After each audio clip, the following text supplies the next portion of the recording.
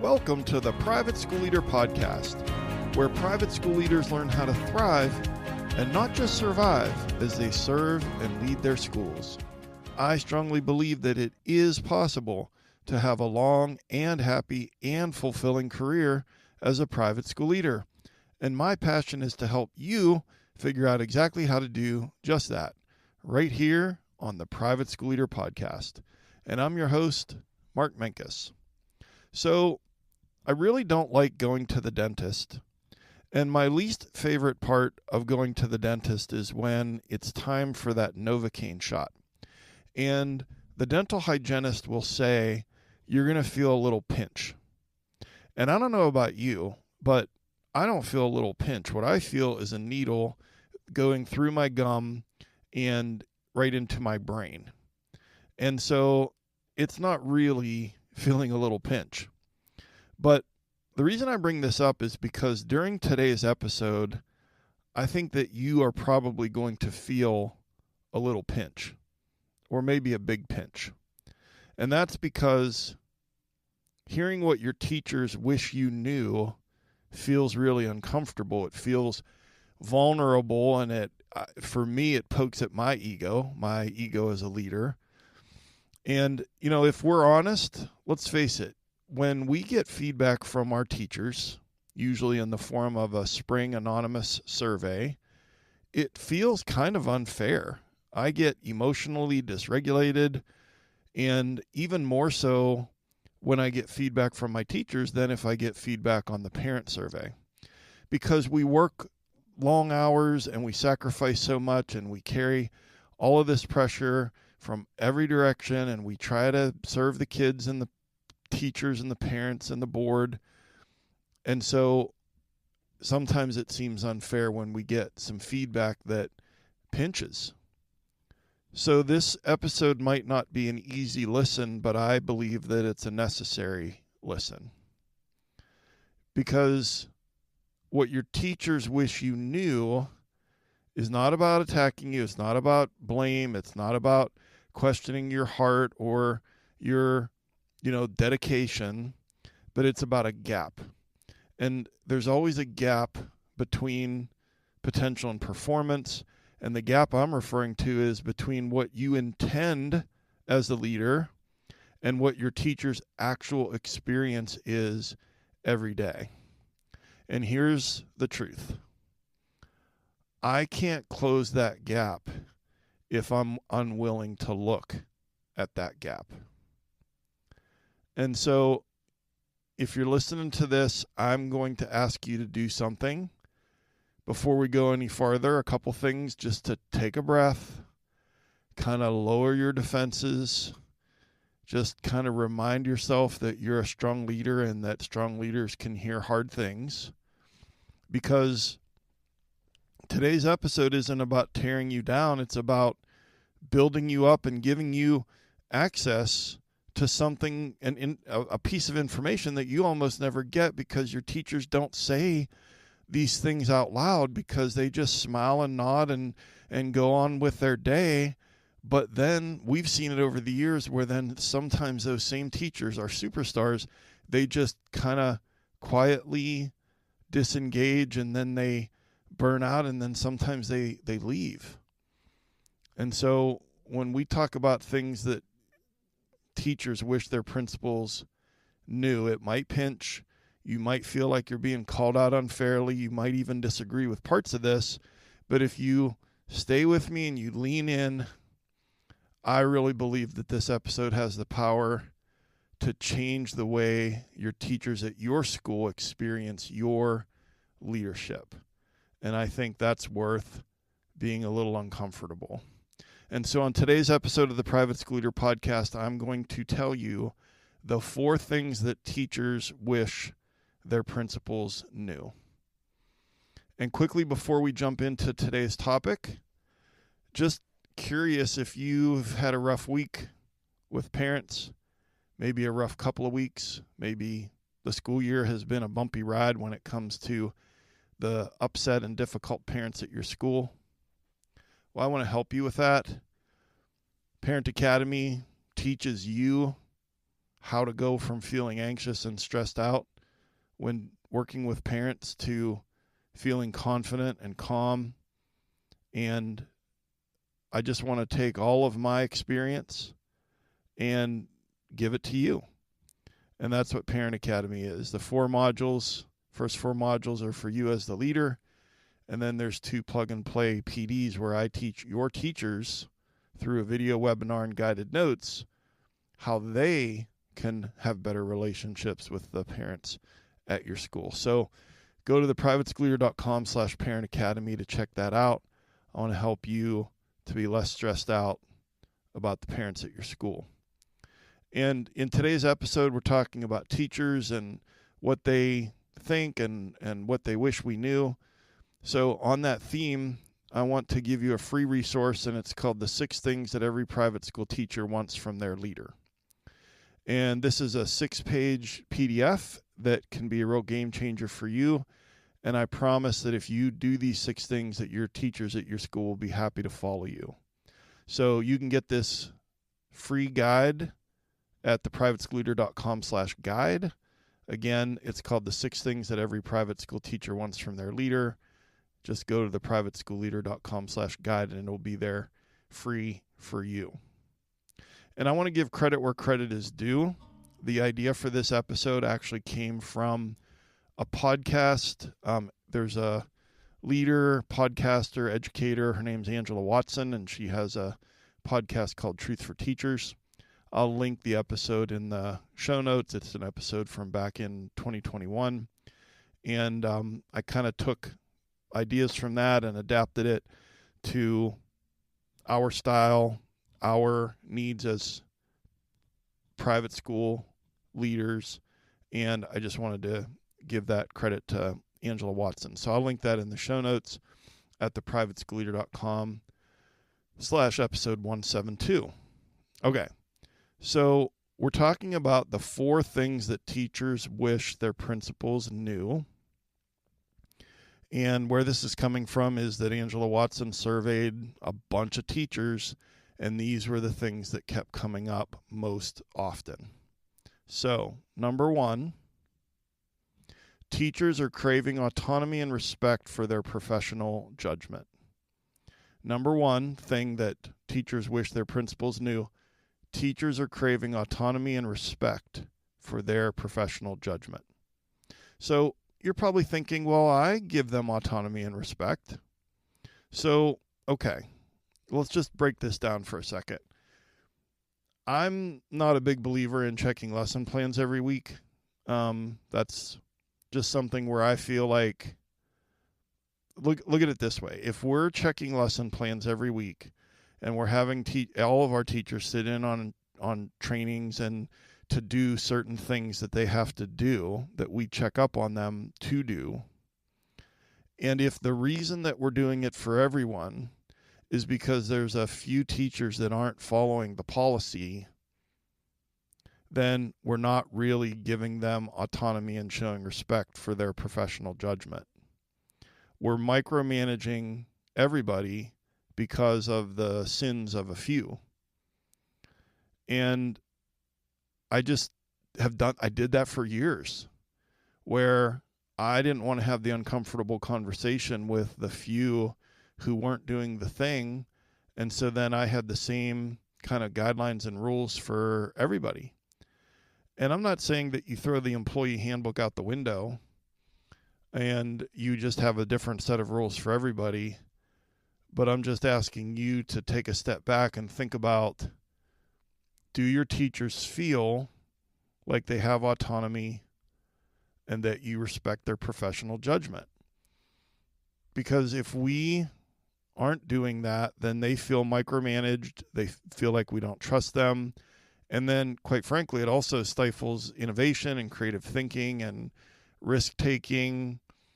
If our teachers want to try something new and be creative and kind of go off script, they have to believe that we have their back and that we give them that space and that we're going to support them. And I think that most private school leaders do a pretty good job with this.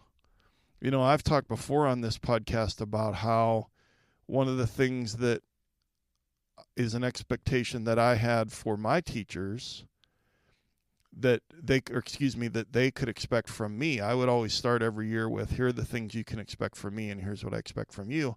I would always say that they could expect from me autonomy with accountability. A lot of private school teachers, and you've talked to them, I've talked to them, the ones especially who come from a public school, and especially where that public school system really, really emphasized the standardized state test scores, that they come to the private schools.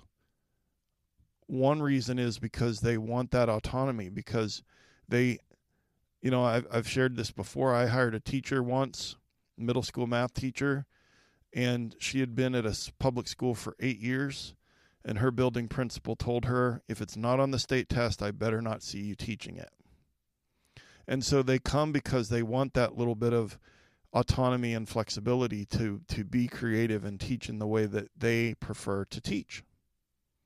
And so what's the solution to this issue, that this thing that teachers want their principals to know, that they're craving autonomy and respect for their professional judgment?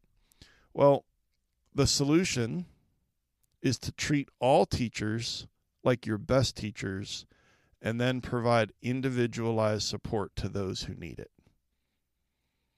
And I'm going to say that again. Treat all of our teachers like our best teachers, and then provide individualized support to those who need it. And so if we come at it from a basis of trust, that you are a professional, you're an educator, you have a degree, you have experience, I trust you. Keep that trust until the trust is broken. If they can't fulfill that responsibility, then we need to give them more support and more guidelines and more, let's call them consequences. So I'm not saying this is easy, just trying to get you to think about it in a different way. There's not a cookie cutter approach that works for every private school, but let's try to treat all teachers like our best teachers, and then provide individualized support to those who need it. Okay, so then let's go on to number 2. And remember, we're doing a list of 4 things that teachers wish their principals knew. Number 2 is that teachers need uninterrupted planning time in order to be at their best for students. Teachers wish that you knew that teachers need uninterrupted planning time in order to be at their best for their students. Now, I know objectively, cognitively, logically, rationally, you know this. And you also know this, and you've proven this by putting into their schedule that they have a planning period or a prep period, or maybe more than one. However, we know that it's impossible or highly unlikely that someone could teach well for 6 or 7 hours straight, okay? And so that's why we build in the prep time and the break time. Maybe they have recess duty, but they don't have lunch duty, etc. It's impossible for us, it's impossible for them to be on for so long without losing their patience, losing their energy, and so that's why we create the schedules the way that we do. Okay, great. But in many of our private schools, we are not protecting this prep time or this break time because we have a huge shortage of subs. And so when we have a nationwide sub shortage, and when we have constraints on the budget, then what we tend to do, and I did this for years, was that we get teachers to use their prep period to cover another teacher's class. And then they don't get that planning time, or that planning time takes place in the evening or after school. So you've got a teacher absent and there's no one to take that class. And so you have to go and ask that teacher to cover it. Now, maybe that's in their contract. Maybe that's in their offer letter that this is a thing that we do. And I understand. I lived that way for a long time. Our school was in a position where after it was bad that eventually they began to budget for a building sub that was a full-time person that was there and then was just deployed in all over the place. And so I'm not saying you can fix this now, but I'm trying to get you to think about it, because if you're listening to this in real time, this is the time of year when you're thinking about budgeting and staffing for next year. And if this is a real problem in your school, if teachers' prep times are going out the window pretty regularly because of them covering classes, then we need to think about, are we valuing this need that teachers have, or this number two thing that teachers want their principals to know, that teachers need uninterrupted planning time to be at their best for their students. And listen, we have high expectations for our teachers. We want them to differentiate. We want them to have, differentiate in the product and the process. And we have students with, neurodiversity and learning differences, and we want them to have deliver this high quality instruction and assess the learning and get back to parents and to stay on top of all of the things that they're supposed to do and grade papers, etc. I get it. That's the job. But if they're not getting the planning time that is on their schedule, then that's a problem. And I'm not saying there's an easy solution, and there may not be a solution for the rest of this school year. I'm trying to get you to think ahead that, what some schools are doing, the reason they can't get a sub is because subs don't want to work.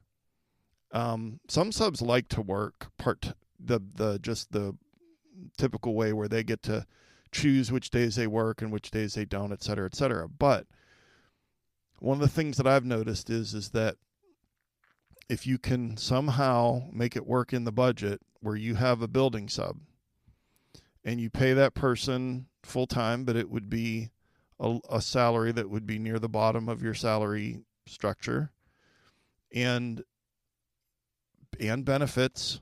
Okay, I know some of you are cringing out there right now, but I've seen it with my own eyes. I've seen the before and the after as far as how it protects the planning time.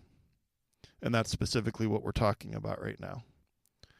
But to suspend your disbelief and think about how this could be possible and what it could mean for teacher morale, what it could mean for teacher retention.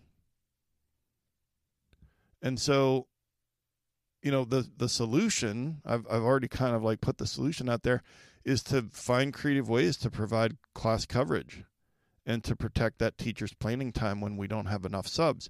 And listen, I know that if you're listening to this podcast that you probably cover a lot of classes. Okay, well, that's not good either. I've been there too. I've covered lots of classes over the years, but that's not good either, because that's keeping you from the things that are at the top of your the most important things to do, the things that only you can do.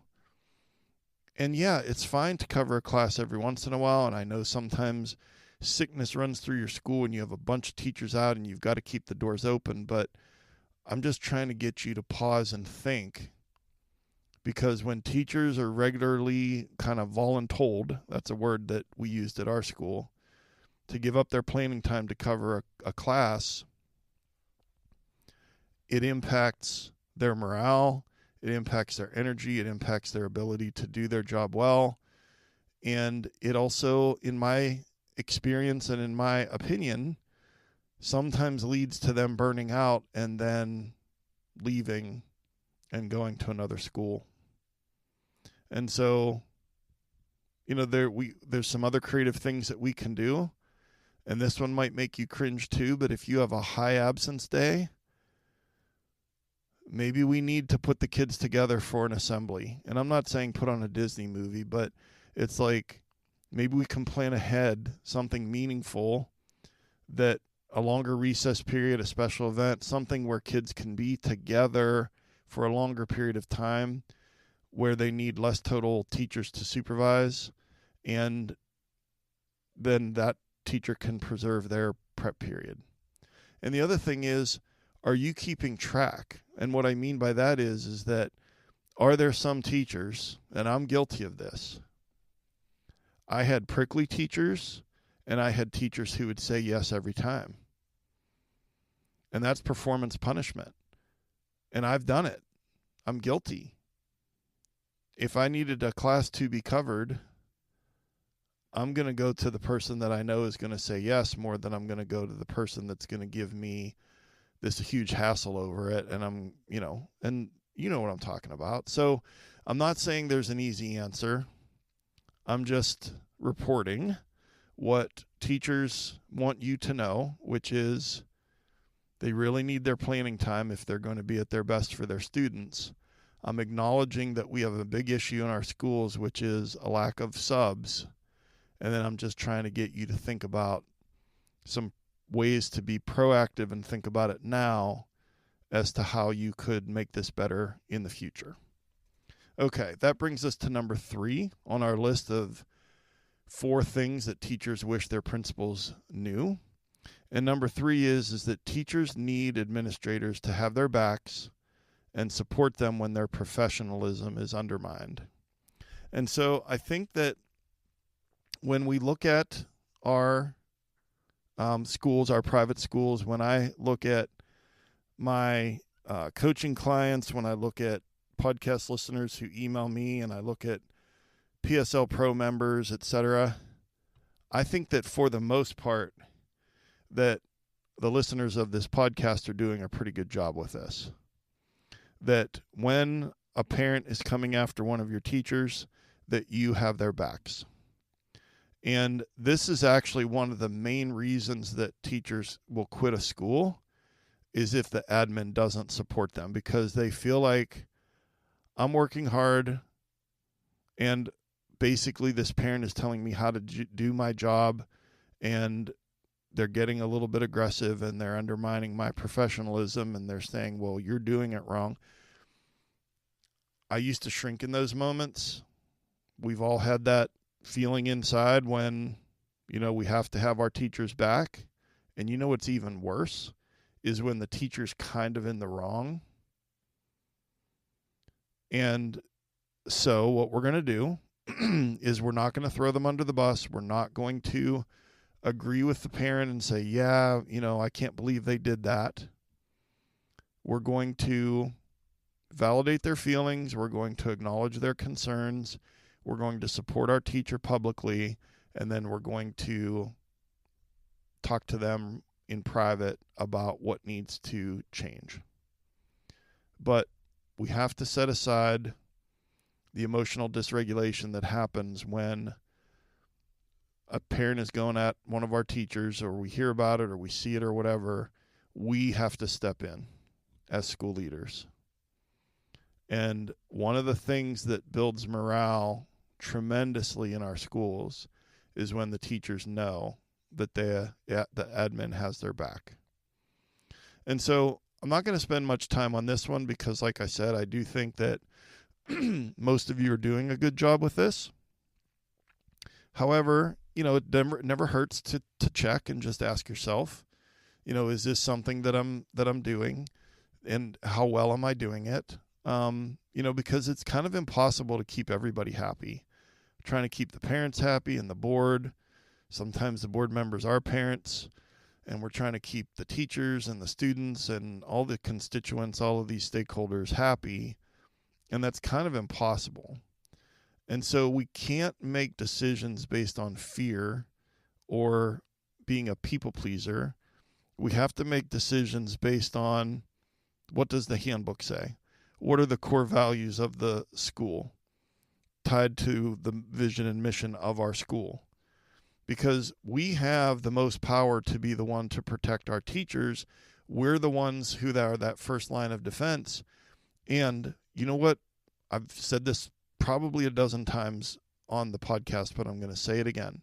Across all industries, when they ask employees, what do you want at work? Salary is on that list, but it's lower on the list. Across all industries, the number one thing is psychological safety. And so you have a big impact on whether or not your teachers feel psychologically safe. So again, I'm not saying we're perfect at it. I actually think that most of you that are listening are pretty good at it, but teachers want to know that admin has their backs. And then that brings us to the fourth and final thing on our list of 4 things that teachers wish their principals knew. And number 4 is teachers need school leaders to provide the necessary support and resources for students to be successful, or adjust the expectations to align with reality. Now that was a mouthful, so I'm going to read it again. Teachers need school leaders to provide the necessary support and resources for students to be successful, or adjust expectations to align with reality. So I want to ask you a question. I want you to think back 5 years ago. And I always say everyone has stuff. It's just different stuff. And kids have stuff. So it's neurodiversity, it's learning differences, it's, the ADHD, the dysgraphia, the dyslexia, the anxiety, et cetera, et cetera. So we'll just call that stuff, all of that together. In your school, are there more kids with more stuff today than 5 years ago? Are there more kids in your school with more stuff today than there were 5 years ago today? Almost everyone's going to say yes, there's more kids with more stuff. And so if that's true, and we have the same number of teachers, and we have about the same learning support staff, and we have about the same teacher to student ratio, then we're kind of walking a tightrope on a windy day when it comes to these high expectations that we have, that parents have, parents of, parents of neurodivergent kids with learning differences, with anxiety. Those parents generally have more anxiety and stress themselves. And so if there's more kids with stuff, that means there's probably more parents with higher anxiety about that stuff. And then our teachers are the ones that are trying to meet those needs. And it's like, okay, have we ever stopped to think about what is the expectation for quote unquote reasonable differentiation? I always figured that it was, let's say it's a 4th grade teacher, that it was to creatively meet the needs of the students in 4th grade and the ones that are working at a grade level below or above, 3rd grade to 5th grade.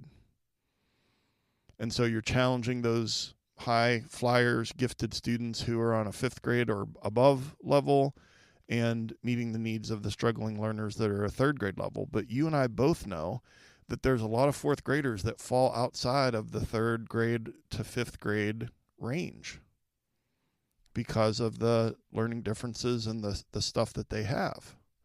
And so are we providing enough support?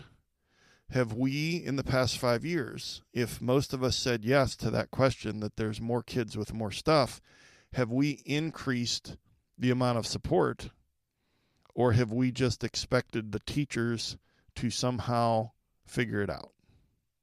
And again, I told you that this episode was going to pinch a little. I have failed at this in my school many times. And I think towards the last 8 to 10 years of my career that my school got it right, that there was enough support, there was clear communication with the teachers and with the parents and a plan. And you know how hard it is to get all of this right. But I want to shine a light on something for you. I really believe that if we don't get this right, that this is a major part of what causes teachers to burn out. And it's also a major part of what causes private school leaders to burn out and give up. Is that the complexity and the need increases while the resources stay the same or decrease. And so what's the solution?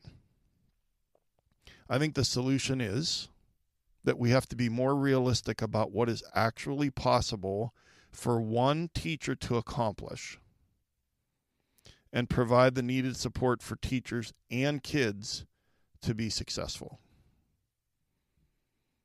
I think we need to be more realistic about what is actually possible for one teacher to accomplish and then provide the needed support for teachers and kids to be successful. Now, again, there's no quick fix for this, and there are budget constraints. I have a couple of coaching clients where they have a fairly big school and they don't even have a learning support team or a department or people. And when there's declining enrollment, it's like, how the heck are we going to hire a learning support person who can help in this way, or a school counselor, or any of those things? But I want you to see those things as necessities and not as luxuries. I used to see school counselor as a luxury. But it's a necessity to have the support that these kids need. And so it's like, well, how are we going to do this? Maybe the answer is, I don't know. I don't know. Your school is different. Every school is different. I'm not saying this is easy. I'm just trying to shine a light on the fact that I think this is the thing that's crushing our teachers, is that the standards in our private schools are high. The needs continue to increase in their scale, in the volume, and the complexity. And we have that one teacher who's just trying to do all the things.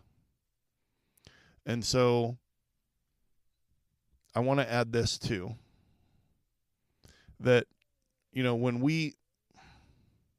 let's look at it this way. One way that we could try to do this, to try and do better at this, you're like, I can't come up with more money to give more support. Okay. Well, one thing that we can do is that when we add something, then we should take something away. And I didn't used to believe this, and I didn't used to do this, but then I started to do this, because think about it. If we add responsive classroom, and we add intentional growth mindset training, and we add curriculum mapping, and we add report card comments, and we add fill in the blank that are expectations for the teachers, but we're not taking anything away. Let me ask that same question about your teachers that I asked about the students 5 years ago today, as far as just the basic responsibilities of your teachers outside of the classroom. Things they're expected to do, committees to serve on, meetings to go to, all of these things. 5 years ago today, compared to today, are they expected to do more things or less things than they were 5 years ago? In most schools, it's more things. And so if our teachers start to view us as school leaders as a person who just adds more work to their plates, they're going to start avoiding us and resenting us. There is no perfect solution to any of these four things that teachers wish their principals knew. But I feel it's my responsibility to shine a light on this, just to get us thinking. And I don't want you to feel guilty or to feel shame or to start to blame yourself or others or the budget or the board or whatever. I just want you to pause and think. And when you pause and think, that's when you can start to get creative about assessing where you are, and then getting creative about what to do about it. So to wrap it up, the four things that teachers wish their principals knew. Number one, teachers are craving autonomy and respect for their professional judgment. Number two, teachers need uninterrupted planning time in order to be at their best for their students. Number 3, teachers need administrators to have their backs and support them when their professionalism is undermined. And number 4, teachers need school leaders to provide the necessary support and resources for students to be successful or adjust expectations to align with reality. And so your call to action for today's episode is to just pick one of these 4 things and just take one action to make this better at your school. And just a quick reminder that Parent Academy can help you to build those skills and to go from feeling stressed out and anxious all the time about parents to feeling confident and calm. And just go check out theprivateschoolleader.com/Parent Academy and read some of those testimonials about how this has been a game changer for other leaders and for their teachers as well. And then the final reminder, I've got a free guide for you called The 6 Things That Every Private School Teacher Wants from Their Leader. And you can grab that for free at theprivateschoolleader.com/guide. I hope that this hasn't been too much for you, that it didn't sting too hard, and that you can just kind of keep an open mind and not feel like trash, that you're a terrible leader. You're not. You're a really good leader. But if there's a gap between what our teachers feel and think, and a gap between that and what we think is happening and what we're actually doing, then the best leaders are the ones that are going to take a look at that gap and be honest and just try to figure out, is there anything that I can do to move the needle to try to make that gap smaller? So I appreciate you hanging in there with me today. I appreciate you and all of your hard work. And I appreciate that you took some time out of your busy schedule to join me here today. And I'll see you next time right here on the Private School Leader Podcast. And until then, always remember to serve first, lead second, and make a difference.